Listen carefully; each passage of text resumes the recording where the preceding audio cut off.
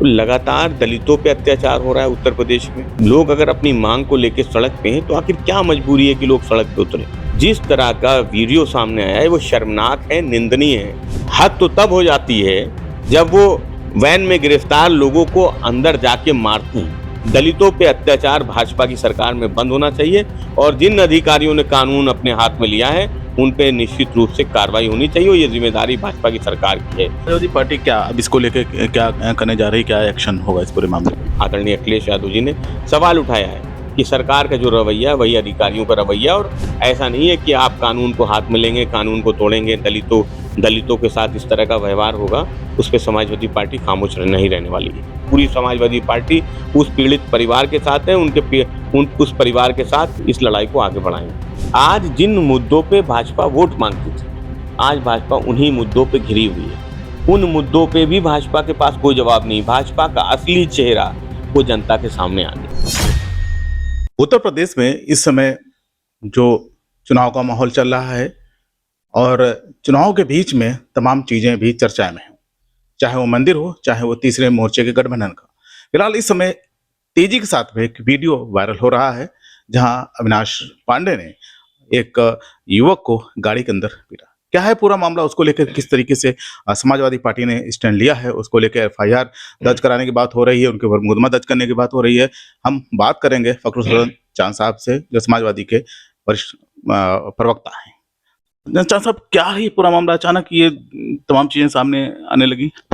देखिए, उत्तर प्रदेश में जब से भारतीय जनता पार्टी की सरकार बनी और जिन जिन राज्यों में भाजपा की सरकार है, दलितों पे, पिछड़ों पे, अल्पसंख्यकों पे, गरीब पे, किसान पे, नौजवान पे लगातार अत्याचार हो रहा है। कोई कानून का पालन नहीं होता है। कानून की रक्षा करने वाले ही लगातार कानून को तोड़ने का काम कर रहे हैं। कभी फेक इनकाउंटर होते हैं, कभी हाफ इनकाउंटर, कभी फुल इनकाउंटर होते हैं, उन पे भी लगातार सवाल उठते हैं। केवल विपक्ष ही नहीं, सत्ता में मौजूद दल के लोग भी सवाल उठाते हैं। कभी लखनऊ में ही एक दलित युवक थी, उसकी पुलिस की पिटाई से मौत हो जाती है और लोगों की भी मौत होती है। तो लगातार दलितों पे अत्याचार हो रहा है उत्तर प्रदेश में। लखनऊ की में ही, राजधानी में ही, ग्रामीण क्षेत्र में एक दलित को किस तरह से काकोरी के क्षेत्र में अपमानित किया गया, और अब जिस तरह से एक पीड़ित परिवार जो अपनी मांग को लेके सड़क पे था। मैं कहता हूं कि लोग अगर अपनी मांग को लेके सड़क पे हैं तो आखिर क्या मजबूरी है कि लोग सड़क पे उतरे, और अगर उतरे हैं तो ये जिम्मेदारी थी, सरकार की जिम्मेदारी थी, प्रशासन की जिम्मेदारी थी कि उनसे बातचीत करते। जिस तरह का वीडियो सामने आया है वो शर्मनाक है, निंदनीय है, और किसी को ये अधिकार नहीं कानून में हाथ लेने का, कोई किसी भी कानून को हाथ लेने का। आप चाहे देश में गवर्नर हो, मुख्यमंत्री हो, या पुलिस के अधिकारी हो, या कोई भी व्यक्ति हो, किसी भी व्यक्ति को देश के कानून को हाथ लेने का कोई अधिकार नहीं।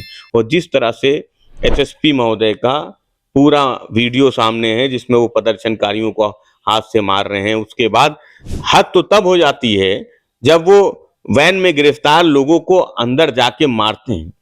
तो सवाल इस बात का है कि जिन पे कानून की, देश के संविधान की रक्षा का दायित्व है, वो किस तरह से कानून को अपने हाथ में ले रहे हैं, किस तरह से कानून को तोड़ रहे हैं।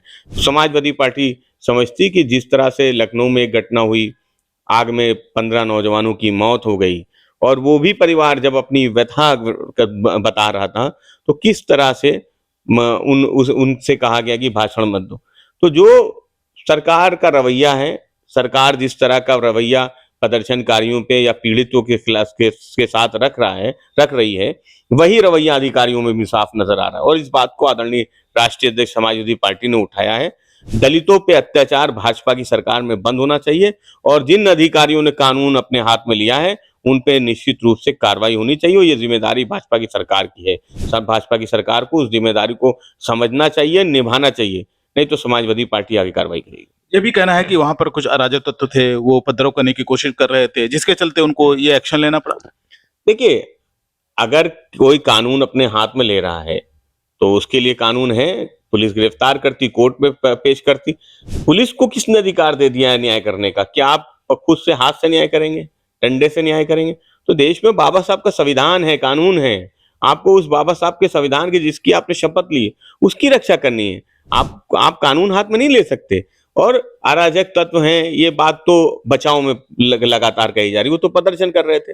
अगर प्रदर्शन कर रहे थे, अपनी बात कह रहे थे, तो उनकी बात को सुनना चाहिए था। कोई लोकतांत्रिक तरीके से तो प्रदर्शन कर रहे थे, लाठी डंडा तलवार लेके तो नहीं आए थे जैसे करणी सेना के लोग आते हैं। ऐसे अधिकारी कहाँ होते हैं जब करणी सेना के लोग सड़क पे प्रदर्शन कर रहे होते हैं? तब तो कोई बहादुर अधिकारी सामने नहीं आता है। तो जो बहादुरी केवल दलितों पे, पिछड़ों पे, अल्पसंख्यकों पे नजर आती है, वो और जगहों पे नजर नहीं आती है। इसलिए समाजवादी पार्टी समझती कि निश्चित रूप से ऐसे अधिकारियों पे कार्रवाई होनी चाहिए। क्या लग रहा है कि चीजें संभल नहीं रही हैं या कुछ और कह के कुछ और चीजों को उसकी तरफ जो है मोड़ा जा रहा है? देखिए, जिस तरह से भारतीय जनता पार्टी सरकार का रवैया है, तो जो सरकार का रवैया है वही अधिकारियों का रवैया है। जो सरकार का कृत्य है, जो सरकार का व्यवहार है जनता के साथ, पिछड़े दलित अल्पसंख्यकों के साथ, वही व्यवहार अधिकारियों का भी है। तो समाजवादी पार्टी समझती है कि अब इस सरकार के दिन गिनती के बचे हैं, 2, 4, 6 महीने हैं, और फिर समाजवादी पार्टी की सरकार आएगी। सबके साथ इंसाफ होगा, किसी के साथ कोई भेदभाव नहीं होगा। पिछड़े दलित अल्पसंख्यक, गरीब, किसान, मजदूर, उनकी सरकार बनने वाली है। समाजवादी पार्टी क्या अब इसको लेके क्या करने जा रही है? क्या एक्शन होगा इस पूरे मामले को लेकर? देखिए, समाजवादी पार्टी की लोकल यूनिट जो मेरठ की है, निश्चित रूप से वो आगे कार्रवाई करेगी, क्योंकि समाजवादी पार्टी के राष्ट्रीय अध्यक्ष आदरणीय अखिलेश यादव जी ने सवाल उठाया है कि सरकार का जो रवैया है वही अधिकारियों का रवैया, और ऐसा नहीं है कि आप कानून को हाथ में लेंगे, कानून को तोड़ेंगे, दलितों के साथ इस तरह का व्यवहार होगा, उस पर समाजवादी पार्टी खामोश नहीं रहने वाली है। मतलब अब एक्शन को लेके इसको कहीं न कहीं अब 2027 में क्या असर दिखेगा कि ये तो बोले कि हम कानून की बात कर रहे थे, कानून का हवाला दे रहे थे, ऐसा कुछ भी नहीं, सरकार अपने सब चीज़ उसको बैलेंस करने के लिए तमाम चीज़ों को करती है और विपक्ष उसको गलत तरीके से फैलाता है। देखिए, सवाल ये है कि जो तस्वीरें, जो विजुअल हैं, वो पूरे देश में सबके सामने है। कौन क्या फैला रहा है, सबने देखा है। करणी सेना के लोग सड़क पे उत्पात मचाते हैं, तलवार लहराते हैं, कहाँ कोई कार्रवाई होती है? अगर कोई दलित परिवार के लोग इंसाफ की बात, उस बच्ची के इंसाफ के लिए सड़क पे थे, तो उनसे बातचीत भी नहीं करेंगे। करणी सेना के साथ तो इस तरीके का व्यवहार नहीं होता। वहां तो कोई अधिकारी लाठी डंडा लेके दौड़ाता नजर नहीं आता है। केवल दलितों पे अत्याचार होगा, अल्पसंख्यकों पे, पिछड़ों पे अत्याचार होगा, उनके साथ इस तरह का व्यवहार होगा। तो समाजवादी पार्टी ये समझती, जो हमारी लोकल यूनिट है, निश्चित रूप से उस परिवार के साथ है। पूरी समाजवादी पार्टी उस पीड़ित परिवार के साथ है, उस परिवार के साथ इस लड़ाई को आगे बढ़ाएंगे। मायावती की अभी तक इस पूरे मामले को चुप्पी है, क्या लग रहा है कि क्यों ऐसा? देखिए, आदरणीय मायावती जी के बारे में हमें कोई टिप्पणी नहीं करनी है, क्योंकि हमारे नेता आदरणीय अखिलेश यादव जी ने हम सबको निर्देश दिया था कि आदरणीय मायावती जी के खिलाफ हमें नहीं बोलना है। वो क्यों खामोश हैं, वो सवाल का जवाब तो वही उनका दल और वो लोग, वो नेता ही दे सकते हैं। हमें अपना लोकतांत्रिक जो जिम्मेदारी है समाजवादी पार्टी की, उस जिम्मेदारी को आदरणीय अखिलेश यादव जी और पूरा विपक्ष जो इंडिया गठबंधन में है वो निभा रहा है, और हम आगे भी इस लोकतांत्रिक जिम्मेदारी को निभाएंगे। जो लोग खामोश हैं, जनता देख रही, जनता जवाब देगी। क्या इसके पूरे मामले को लेके अभी तक जो घटनाएं हुई हैं, तमाम चीजें रहती हैं, तो क्या लग रहा है कि ये मुद्दा बनेगा क्या, चुनावी मुद्दा समाजवादी पार्टी के लिए? देखिए, समाजवादी पार्टी के लिए पहले से ही दलितों, पिछड़ों पे, अल्पसंख्यकों पे, गरीब, किसान और नौजवान पे जो अत्याचार हो रहे हैं भाजपा की सरकार में, आप देखिए कि बुलडोजर चल रहा है तो किनके घरों पे चल रहा है। नौजवान आज सड़क पे पेपर लीक को लेके किसानों के खिलाफ काले कानून आए, फिर विदेश से भी जो अग्रीमेंट हुए वो सब किसानों के खिलाफ हुए। तो आज आज पूरे उत्तर प्रदेश और देश में अगर भाजपा की सरकार में सबसे ज्यादा अत्याचार किसी पे हो रहे हैं, तो वो दलितों पे, पिछड़ों पे, अल्पसंख्यकों पे, गरीब, किसान, मजदूर पे हो रहे हैं। मजदूरों का भी समय बढ़ा दिया है काम करने का। तो आज सरकार उपचार सभी मोर्चों पे पूरी तरह से विफल है, और ये एक विफल सरकार अपना कार्यकाल पूरा कर लेगी। 4-6 महीने की और सरकार है, फिर समाजवादी पार्टी की सरकार बनेगी।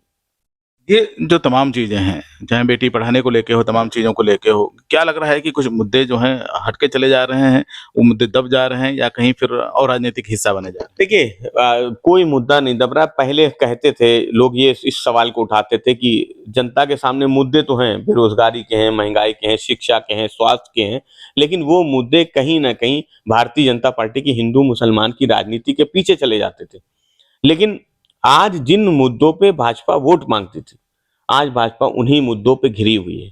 उन मुद्दों पे भी भाजपा के पास कोई जवाब नहीं। भाजपा का असली चेहरा वो जनता के सामने आ गया है। अब तो भाजपा किन मुद्दों पे चुनाव लड़ेगी? अब तो आप हिंदू मुसलमान के नाम पे भी वोट नहीं मांग सकते। जिस तरह का चरित्र आपका नजर आ रहा है, जिस तरह से चढ़ावा में और चंदे में लूट नजर आई है, तो आज तो जनता सवाल पूछ रही है।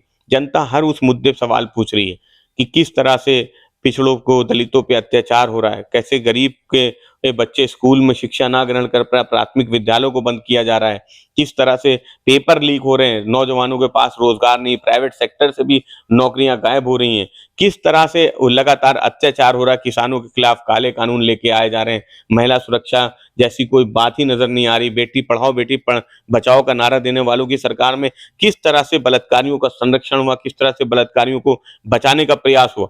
आज पूरे देश में और खासकर उत्तर प्रदेश में लगातार अत्याचार बढ़े हैं और भाजपा की सरकार इन सब मुद्दों पे मौन हो जाती है, या कोई भी मुद्दा आता है उस पे बचाव के लिए केवल एक शब्द इस्तेमाल करती है, मुसलमान।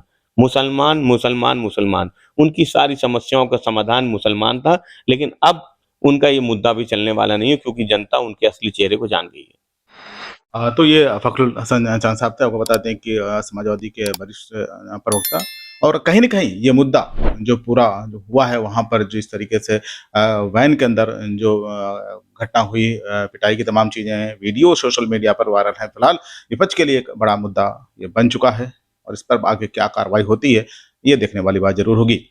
द 224 के लिए मुकेश वर्मा की लखनऊ से रिपोर्ट।